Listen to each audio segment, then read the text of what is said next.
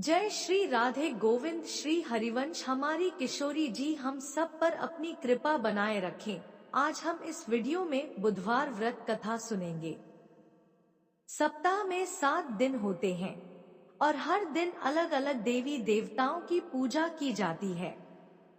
बुधवार के दिन सभी देवी देवताओं में सबसे पहले पूजे जाने वाले भगवान गणेश जी की पूजा की जाती है।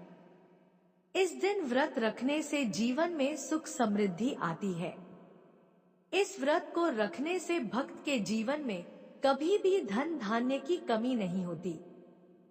बुधवार का व्रत करने से बुध ग्रह भी मजबूत होता है।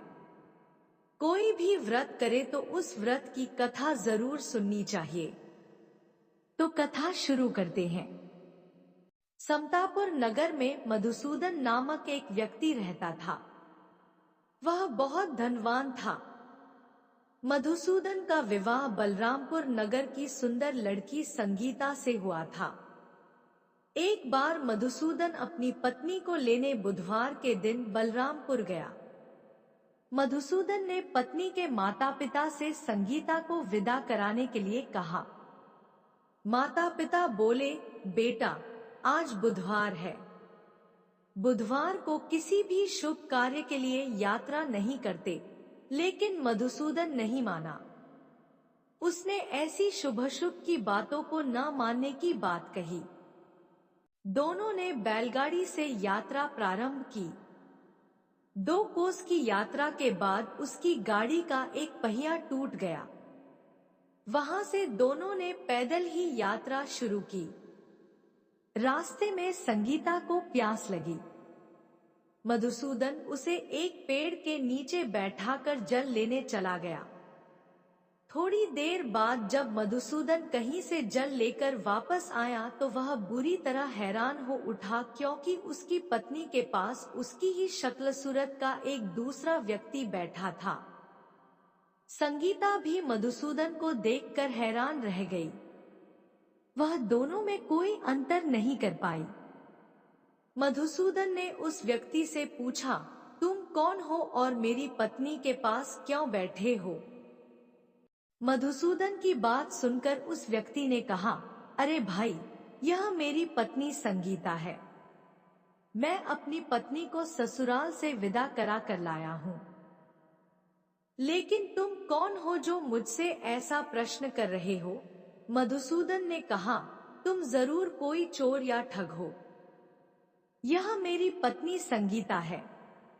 मैं इसे पेड़ के नीचे बैठाकर जल लेने गया था।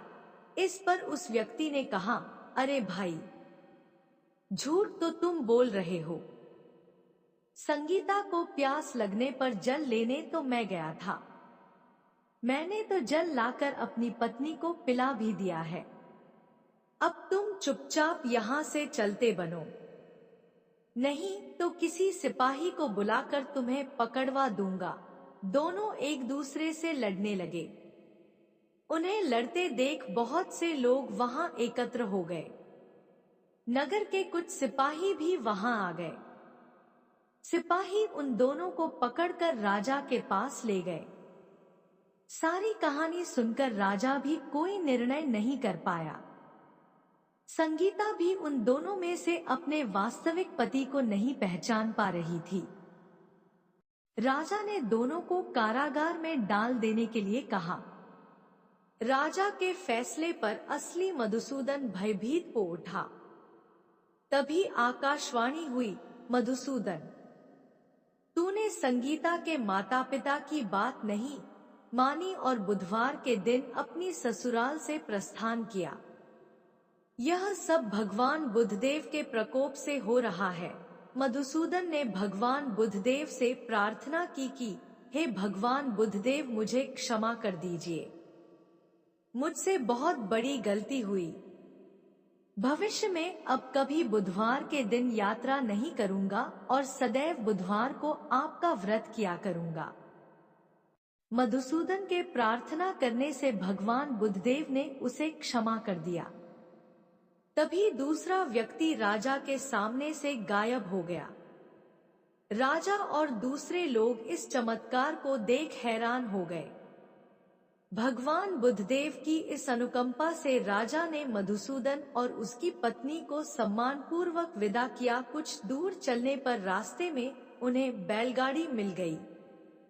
बैलगाड़ी का टूटा हुआ पहिया भी जुड़ा हुआ था। दोनों उसमें बैठकर समतापुर की ओर चल दिए। मधुसूदन और उसकी पत्नी संगीता दोनों बुधवार को व्रत करते हुए आनंद पूर्वक जीवन यापन करने लगे। इस तरह भगवान बुद्धदेव की कृपा से उनके यहाँ खुशियां बरसने लगी। इस तरह जो स्त्री पुरुष विधिवत बुधवार का व्रत करके व्रत कथा सुनते हैं, भगवान बुद्धदेव उनके सभी कष्ट दूर करते हैं। तो आज का वीडियो यही तक। अगले वीडियो में फिर मिलेंगे, तब तक के लिए आप सबको प्रेम भरी राधे राधे।